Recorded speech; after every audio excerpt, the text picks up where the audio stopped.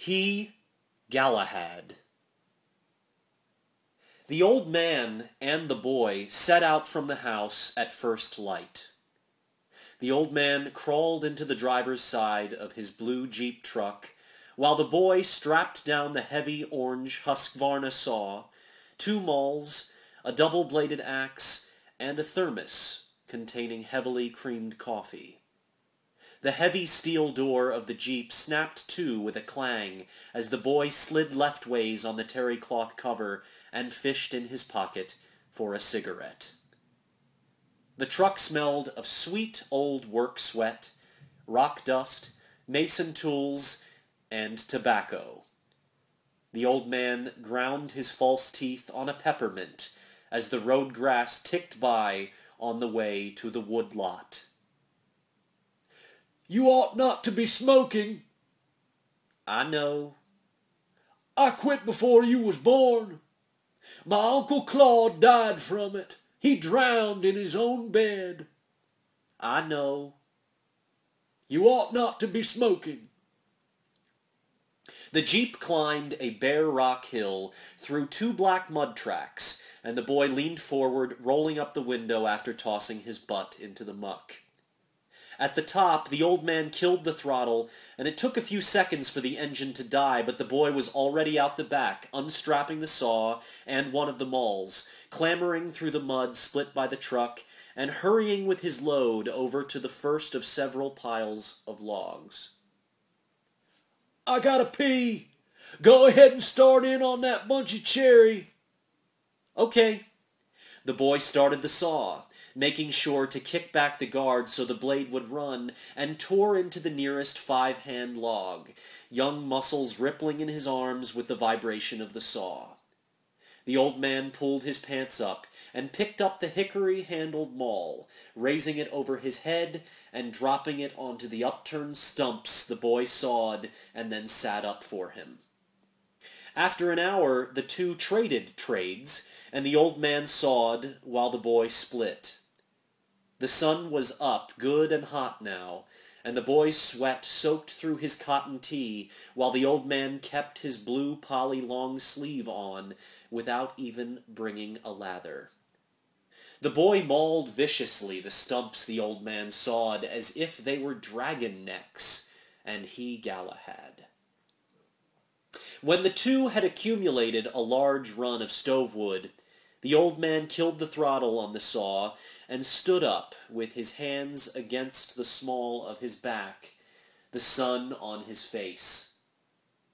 The rays tinted his shop-worn spectacles, and he spat against the ground, proclaiming, "That's about a cord." "I figured." "Let's load up and take it slow. I don't want to lose nary a piece." "Okay."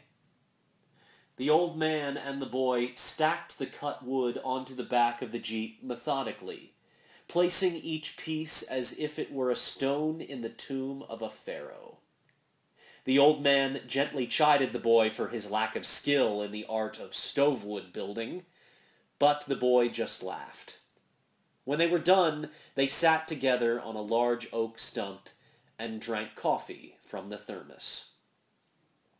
The boy lit up, and the old man looked off into the morning, as if the day held all the sustenance he would ever require. "What did the doctor say the other day? You never did tell me." The old man spat against the earth and continued staring off into the trees ringing the high bald. The boy stubbed out his cigarette on the oak and said, "Well?" "It ain't good." "How bad is it?" "It can't be that bad." The old man doused his cup on the ground and stood slowly, painfully, and placed his hands against the small of his back. "We're burning daylight. Let's go." The boy sat on the oak, immovable, a crest of terror crashing over the barriers of his common sense, of his memory, of the very earth upon which he strove with truth. Come on, son. Your mama is going to be worried. The boy picked his nauseous frame up off the oak and walked slowly to the truck where his grandfather was tying down the tools and the worn steel thermos. The doors clanged shut, and the old man cranked up the truck, the scent of goldenrod and sawgas strong on the September air. I bet your mama has something good for us when we get home. The road slid by as the boy peered off into the valley, where a brown ribbon of water wound round gray boulders and scrub on its way to the sea. He rose a crumpled cigarette to his lips slowly, bar oil and wood dust coloring the scent of the white paper.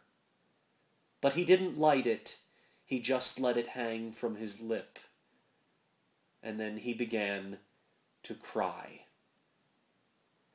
The boy heaved in hard swells against the dash and pounded it with his fist while the old man drove, never speaking, sphinx-like, a bent haggard stone on the seat, while the boy had his fit with hard fate. They pulled up the drive towards the old shipboard house, and the old man killed the throttle. While the jeep sputtered, the boy sat in his fury, while his grandfather creaked open the driver's side door and stepped around back to unharness the saw. You gonna help unload this, or are you laying down on the job?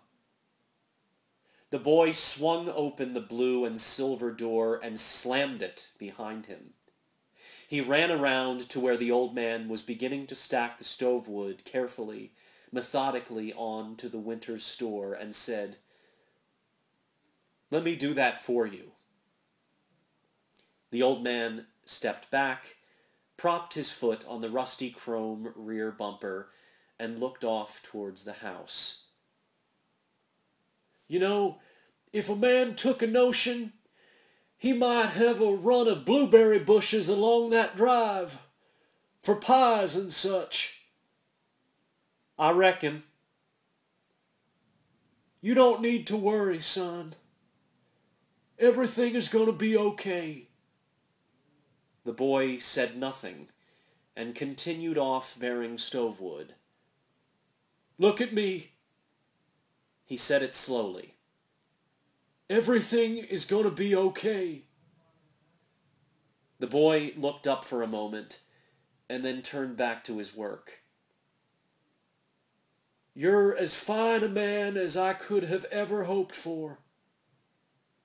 The boy paused for a moment, just long enough to absorb the words, to feel them resonate within his bones, to engrave them upon the very foundations of his life, and then finished the job while his grandfather put away the saw, the mauls, and the axe. They walked up to the house together, the old man leaning slightly on his grandson, not because he needed to, but because the leaning lent strength to the firmness of his line, as an oak rests upon its roots in the storm, or a mountain defies time by the granite at its core.